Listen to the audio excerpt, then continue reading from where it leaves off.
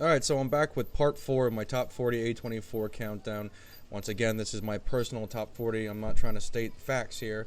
These are just my personal opinions. We will be doing 25 to 21, and then we'll get into the top 20 in a few days from now, but these are the ones that just barely missed my top 20 A24 films. Starting off at 25, we have Under the Skin, starring Scarlett Johansson as an extraterrestrial.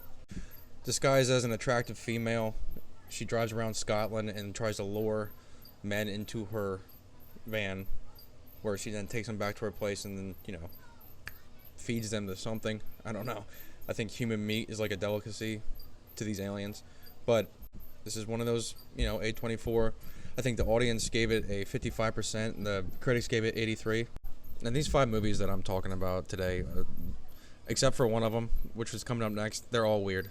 They're the A24 weird movies. And this is the one that's not weird. It's actually pretty straightforward. It's not really artsy like most films by A24, but it's a most violent year, starring Oscar Isaac and Jessica Chastain, 2 actors who I really enjoy their work. This one flies under the radar, really, and sometimes I forget that it's A24 because of how straightforward it is.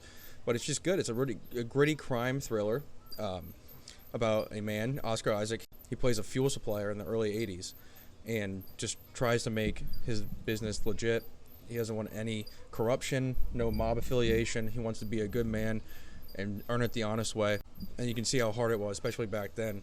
And in this business, it's not so easy getting by, especially when competition tries to, get in there and threaten you and your family. Number 23, The Lobster, starring Colin Farrell and Rachel Weisz. The premise of this movie is you have to have a partner of some sort. If you were a single man or female living in this society here, this dystopian world, you have 45 days to find a new partner. They take you to some retreat so you can try to meet people and connect with somebody, and then you get to leave. But if you don't, in 45 days, and you remain single, you're transformed into an animal of your choosing. That's it. That's what the movie's about. And here it is, the final film from Ty West's trilogy. This, in my opinion, is the best film, the first and the best. Many people pick Pearl as the best one, but X, I think, is peak. And honestly, they're all good, but this one right here, it takes place in the late 70s, I think 1979, rural Texas. A group of young filmmakers rent out a cabin in the middle of nowhere from this elderly couple in order to film an adult picture. But when the hosts find out, it turns into a slasher film. That's it. But it's a good movie. I think it's the best one.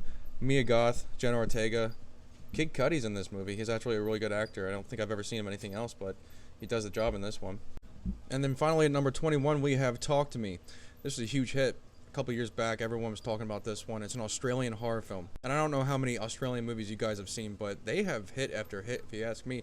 They have a lot of good films out there that I actually made a list way back. Maybe I'll do a video on Australian movies, but Korean and Australian movies right now, I'm on both of them, and it's just they got gems out there. This movie freaked me out, and I was warned going into it that it was a scary film, and sometimes I'll watch a movie that people say are scary. I'm like, it wasn't that bad, but it was, and one particular scene too just kind of stuck with me for a long time. It's about a group of high school students who find out how to conjure spirits using an embalmed hand. The catch is you can only hold on for X amount of time. I can't exactly remember. I think it's 90 seconds.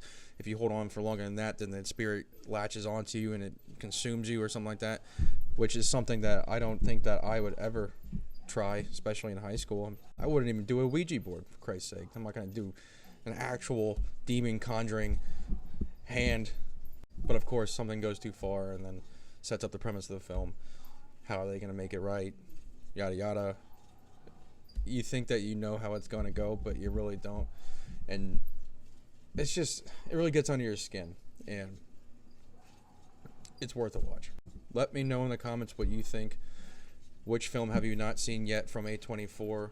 I will do my top 20 starting in a few days from now. And hit that follow button.